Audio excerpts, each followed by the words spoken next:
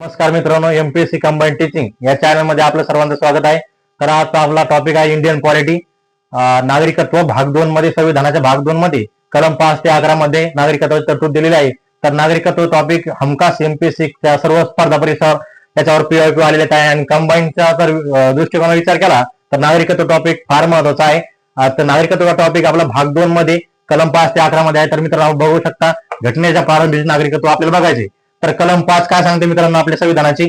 भारतात जन्म माता पित्यापैकी एकाचा, म्हणजेच जर नागरिकत्व कलम 5 असे सांगते की भारतात जन्म झाला पाहिजे आणि कोण जन्म तो असा झाला पाहिजे, माता पित्याचा कोणाचा एकाचा झाला पाहिजे आणि प्रारंभिक पूर्वी 5 वर्ष. याचा अर्थ असा असतो मित्रांनो, प्रारंभिक पूर्वी 5 वर्ष म्हणजे जेव्हा आपले संविधान अंमलात आले, संविधान लागू झाले त्यापासून त्याच्यानंतर प्रारंभिक 5 वर्ष जर तुम्ही असाल तर तुमचे भारतीय नागरिकत्व फिक्स असते.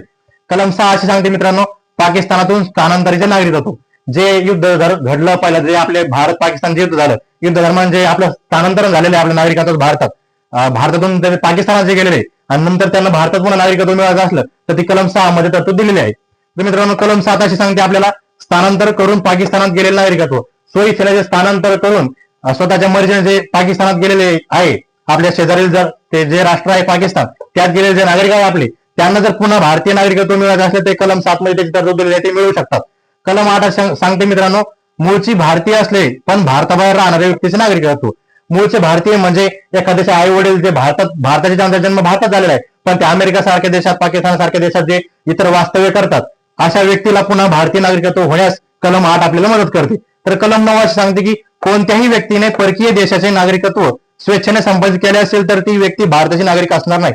जर एखाद्या व्यक्तीने जर स्वतःहून स्वमर्जीने स्वइच्छेने जर आपले नागरिकत्व दुसऱ्या देशाचे नागरिकत्व स्वीकारले असेल तर त्याचं नागरिकत्व आपोआप लोप पावेल आणि त्याचं नागरिकत्व नष्ट होईल, असे कलम 9 सांगते. कलम 10 असे सांगते मित्रांनो, भारताची नागरिक असलेली व्यक्ती संसद जो कायदा करेल त्याच्या अधीन राहून कायम राहील. मित्रांनो कलम 10 मध्ये अशी तरतूद केलेली आहे, जे भारताची व्यक्ती जी नागरिक आहे भारताची, ती जे संसद आपल्या संसद जे संविधान नियमावली तयार केलेली नागरिकत्वाबाबत आणि संसदेने जो कायदा केलेला आहे त्या कायद्याच्या अधीन राहून सर्व कायम राहील आणि त्या जागेस ती स्थिर राहील. इतर कोणतेही मनाला स्वमर्जीने ती बदलाव करणार नाही. तर मित्रांनो आपण बघू शकता कलम 11 मध्ये असं सांगितलं आहे की संसद कायद्याद्वारे नागरिकत्वाचे संपादन व समाप्तीविषयी तरतूद करेल. कलम 11 ला असा अधिकार दिलेला आहे संसदेनं की संसद काय करू शकते, संविधान असा अधिकार दिलेला आहे संसदेला की संसद ही कायद्याद्वारे नागरिकत्वाचे संपादन बी करू शकते आणि समाप्तीविषयी तरतूद बी करेल. त्याचा अर्थ मित्रांनो, नागरिकत्व कायदा 1955 जन्म, वंश, नोंदणी, स्वीकृती, नागरिकत्व प्राप्त करण्याच्या 4 पद्धती दिल्या आहे. मित्रांनो नागरिकत्वाच्या प्राप्त करण्याच्या पद्धती या 4, त्याच्यावर फार आयोगाने प्रश्न विचारलेले, फार पीओक्यू याच्यात फार दरवर्षी याचा प्रश्न येतो. जन्म ती परंपरा अशी आहे, जन्म, वंश, नोंदणी आणि स्वीकृती. जन्म परंपरेने तो भारतीय असला तर त्याला भारतीय नागरिकत्व प्राप्त होईल, 1955 नागरिकत्व कायदा सांगतो. वंश परंपरेने म्हणजे त्याच्या आजोबा कोणी वंशावळीतील कोणीतरी भारतीय नागरिक असेल तर त्याला भारतात नागरिकत्व आपोआप प्राप्त होईल. आणि नोंदणी स्वीकृतीद्वारे म्हणजे एखादा व्यक्ती भारतात आला असेल आणि 7 वर्ष जर राहिला असेल तर त्याने जर नोंदणी केली आपल्या केंद्राकडे तर त्याला भारतीय नागरिकत्व प्राप्त होते. स्वीकृतीकरण म्हणजे मित्रांनो, त्यानं तो जर दुसऱ्या देशातून आला आणि त्यानं स्वीकृती घेतली, आपल्या भारतात जो राहिला आणि संविधान नियमाप्रमाणे त्याने स्वीकृती स्वीकारली तर नागरिकत्व आपल्या भारतात भेटून जाईल. तर मित्रांनो जास्त प्रश्न नागरिकत्व लोप पावण्यावर या गोष्टीवर येतात. आयोग याचा पीओक्यू आहेत, हा टॉपिक हा मुद्दा आहे, नागरिकत्व लोप कशामुळे पावते. तर मित्रांनो प्रथम नागरिकत्वाचा त्याग करणे, नागरिकत्व संपुष्टात येणे आणि नागरिकत्व काढून घेणे. याचा अर्थ मित्रांनो, नागरिकत्व संपुष्टात काय येतं, जर गैरमार्गाने मिळवलेलं असेल तर ते नागरिकत्व संपुष्टात येतं. म्हणजे संविधानाच्या विरोधात जाऊन, जे आपल्या कलमाच्या विरोधाहीन जाऊन जर नागरिकत्व मिळवलं असेल ते आपोआप संपुष्टात येतं. आणि भारतीय संविधानाप्रती अनिष्ठा दर्शवतात, भारतीय घटनेचा आपला अपमान केला, संविधानाप्रती अनिष्ठा दर्शवली, खोटी काही माहिती दर्शवली तर आपले नागरिकत्व संपुष्टात येईल असं संविधानात नमूद केलेलं आहे.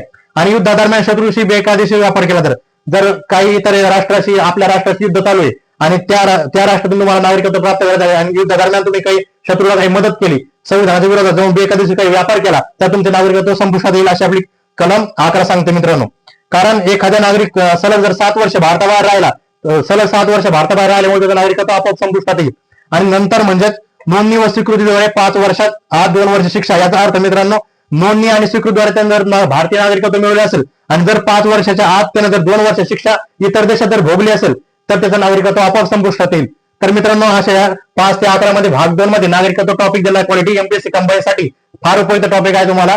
धन्यवाद. आपला टॉपिक संपूर्ण झालेला आहे. चॅनलला सबस्क्राईब करा, शेअर करा आणि लाईक करायला विसरू नका.